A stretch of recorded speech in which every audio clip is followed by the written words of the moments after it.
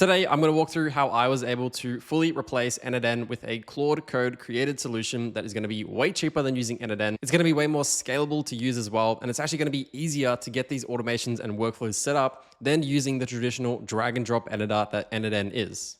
So this right here is your traditional n8n workflow. If you're not familiar with n8n at all, it's a drag and drop editor. Essentially, these are all blocks that we add onto a canvas. We connect all of these blocks together, and we have to manually configure every single one of these blocks. We have to make sure that it all works together. We have to then test it to make sure that it all works, and it is a bit of an effort to get this up and running. But nowadays, because of Claude Code and how good these AI coding models have gotten, we can essentially get AI to fully code everything for us, and we can run and host that code without ever needing to do any manual configuration ourselves. Essentially, what we're looking at with an n8n workflow is just a bunch of code. Every single one of these blocks is a static bit of code that we've connected together ourselves. So instead of having to do any manual work right here, why not just let the AI code absolutely everything for us? And if there are any issues, Claude Code can just look at the code, find the issue and fix it.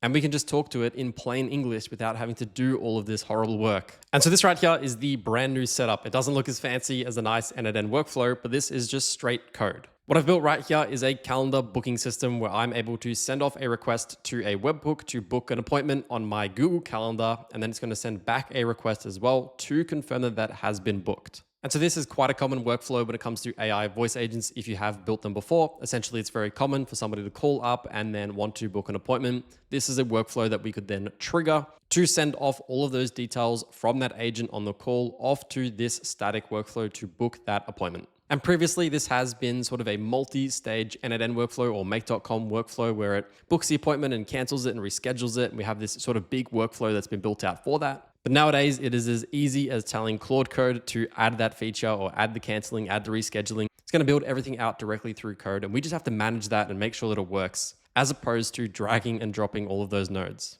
And just to make it incredibly simple for you to understand, I told it to also create a mermaid diagram here on the GitHub project. And so this is exactly what's going on. Essentially, we can call an API request from our voice agent, from a CRM, from a form, whatever. We can send all of those booking details off to our booking server on a platform called Railway, which I'll jump into in just a minute. This Railway hosts all of the code that we're looking at right here to book that appointment onto Google Calendar. That obviously sends it over to Google Calendar. And once that's created, Google Calendar will send a response back with the event having been created back to Railway. Railway will then send that booking confirmation all the way back to the voice agent as well to confirm it on that webhook response. And just to showcase this in action, this right here is Retail AI. It's a voice agent development platform. And you can see my conversation right here where I told it to book an appointment. It then called the tool, which is directly connected into the Railway app as an API endpoint. This then requested to book an appointment, and the result that we got back was that it was confirmed. The appointment was successfully booked. And then on my calendar, you can see right here, we had the new appointment booking come directly through with the right timestamps and all of the values populated through this workflow. So this right here is Railway. Once again, this is just the server that we're going to be hosting the code on. There are plenty of platforms out there that allow you to host code just like this. I've just found Railway to be quite easy. They've also got a pretty good MCP server, which does make it incredibly helpful when connecting this into Claude Code, which I'll show you in just a minute. And for pricing, you can get away with their free plan if you are going to be doing a very low volume, but you can also just upgrade to their $5 a month plan, which gives you quite a bit of volume, quite comparative to n8n, which can be a little bit more expensive. You can upgrade to their $5 a month plan if you need more capacity. They've got other plans as well. At the end of the day, you will need to pay for your compute. There is just no way to get a massive amount of compute constantly running online for free. But these prices for these servers directly is definitely cheaper than paying for something like n8n, where you're not only paying for the server costs, you're also then limited by the workflow executions and then limited by all of the features that they want to upsell you on. Anyways, I hope you now get the point. We're going to be able to get Claude Code to fully build out our workflows, host those workflows as well, and connect them into agents, or just use these as standard automations to run at certain times as well. So if you do also want to set up the appointment booking webhook system that I built out here, I will have the link to this GitHub project within my free Skool community linked in the description. Just head to the classroom, I'll have this linked there. And what you can do is just copy the link to this GitHub project, send it to Claude Code and tell it to set it up for you. This system has context as to everything that's going on in terms of the webhook, the Railway server, the Google Calendar, and it will just walk you through all of the steps in order to get this set up for you. So that will be the quickest way to get it set up. Although I do recommend continuing to follow on with exactly how this setup works. So if something does break in the future, you do have that fundamental understanding as to exactly what's going on in the background. So I have obviously already set the system up on my own system. So what I'll do is I'm just going to scroll through the chat history that I went through with my Claude Code instance to get this system set up and running. I'm also going to go through some of the issues that I ran into and how I managed to get around those issues. But ultimately, you should be able to follow along quite nicely and have a look at the key prompts that I sent my Claude Code instance to get this system set up and running. So the first thing that I do want to note is that when I initially went to set up this system, I was initially going to use Trigger.dev. So this tool is kind of similar to Railway, although it's a little bit more tailored to building AI agents and workflows in the cloud, essentially providing us with a dashboard interface that allows us to track and log essentially the runs that we're doing. So I thought that this would be a good idea to get this system set up. And that is what I initially went through when talking to my Claude Code instance right here to get that set up. I told it to build it out on Trigger.dev and it told me that it was able to build it and it should be fine. Although, unfortunately, for whatever reason, Trigger.dev doesn't do any webhook responses. So if we wanted to book an appointment or check availability, we aren't actually able to get a webhook response on the same webhook request that we made. So if you are familiar with building voice agents, if we are going to be checking the availability of a calendar, we need that availability to come back right away so we can check where to book the appointment and then book it right away. Pretty much what Trigger.dev would do is that it would send off the request to run the system, it would run and complete the task, but we're not going to be able to get that information back in the same API call. Now, if you are more experienced than me with Trigger.dev or a similar platform, do let me know in the comments if I am doing something wrong here. But I really wasn't able to get this up and running perfectly for this voice agent use case that I had on the Trigger.dev platform. But ultimately, my alternative was to just set this system up on Railway, which would be an always running server. And since Railway is always running and we're setting up how the webhooks work, we're essentially able to get Claude Code to just build the webhook response functionality into a Railway application. Not to overcomplicate it too much, but Railway is just the choice that I would recommend right now. But anyways, to get this system set up and running, I just told it that I need a webhook to send some booking details to that will then book an appointment into Google Calendar. Obviously not the most complex prompt in the world. The automation itself is also very straightforward. Once again, I did have it initially built out on Trigger.dev before getting it to swap it over to Railway. But don't make my mistake, just tell Claude Code to go ahead and build you this booking system directly onto Railway. One thing that I would also recommend doing is telling it to set up the Railway MCP server.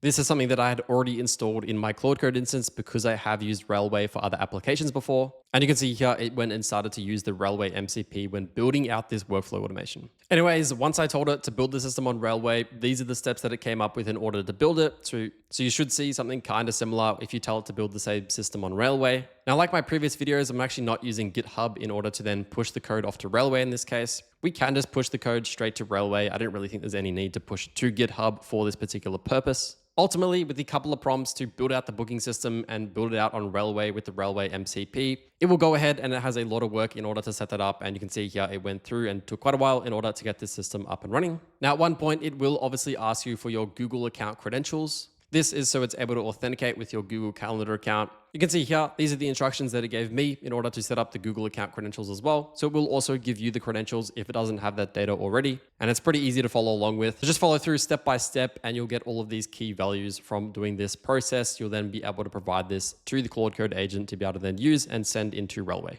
Now, if this is your first time setting up Railway with Claude Code, one thing that will happen is that it will likely prompt you to log into and authenticate your Railway account. Once again, it is insanely straightforward as to how to set that account up. It will provide you with a login link that will then send you to your browser, which you will then authenticate with, and your account will be connected to your instance here. And if you have any issues or any struggles as this process is going on, you can just ask Claude Code which issue you're having or what error you're seeing, and it will debug that and figure it out and try to help you as much as possible. And so you can see here, once all these steps were completed, we were pretty much complete. You can see here, it gave me the webhook URL. So this is the Railway app now that it's been fully configured. It's also provided us with the payload. Earlier on in the conversation, I did tell it that I wanted to use it for a retail custom function. And because there is a slight modification to the JSON that retail requires in order to make their API requests, it was also able to provide me with the schema for that. And so this was pretty much it. I was now able to send a webhook request to this webhook URL right here with this JSON schema with all of these details, and we were able to book an appointment directly from that. So jumping into retail, you can see I've got a function set up for book appointment. If I click into this, you'll see the post request right here, and you can see all of the query parameters. You'll see all this JSON code, which was copy pasted from Claude Code into here, and then it automatically formatted all of these values. And essentially the way that retail works is that through the conversation that we're having, because these are required fields, it tries to get that out of the user to be able to book that appointment. Now, quickly jumping into Railway, this is the Railway interface. You can see I've got a couple of apps here that I've used previously. And now you can see calendar booking is here as well. Now, to be honest, this is not something that you even need to look at or touch at all. Don't get overwhelmed by this. You don't even have to bother with this. But just for the sake of understanding what's going on in the background, this is just where your application is being stored.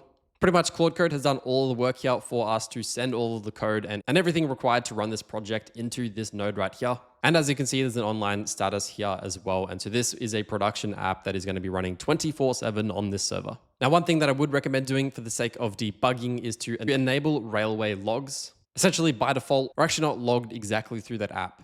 You can see here, I asked it, did you see my request come through when I made that initial appointment booking? It essentially said that it didn't see that log come through, but it recommended that we could add request logging by updating and adding Railway logs into the code. And so I just said, yes, please add that. And then pretty much what we got back is that it said it's now working and that every request should now show up in the logs. And then when I asked it if it had seen any of the previous appointment bookings that I did after this, it saw 2 appointment bookings in which I did, and it was fully logged with all of the details as well. So if you enable this, you're then going to be able to debug the logs a lot easier. Now, off the back of this, what you could do is also set up a dashboard. You could essentially set up a dashboard to check for logs at a certain point in time, and then build out an entire log dashboard to obviously see each of the appointments that are booked and if that workflow automation or whatever ran properly. But that is pretty much it. There's obviously a little bit of a setup required in order to get the Railway connected, then get the project set up on Railway. But now I could come to my Claude Code instance and tell it to update the code or add a cancellation feature or a rescheduling feature to the workflow automation that we have.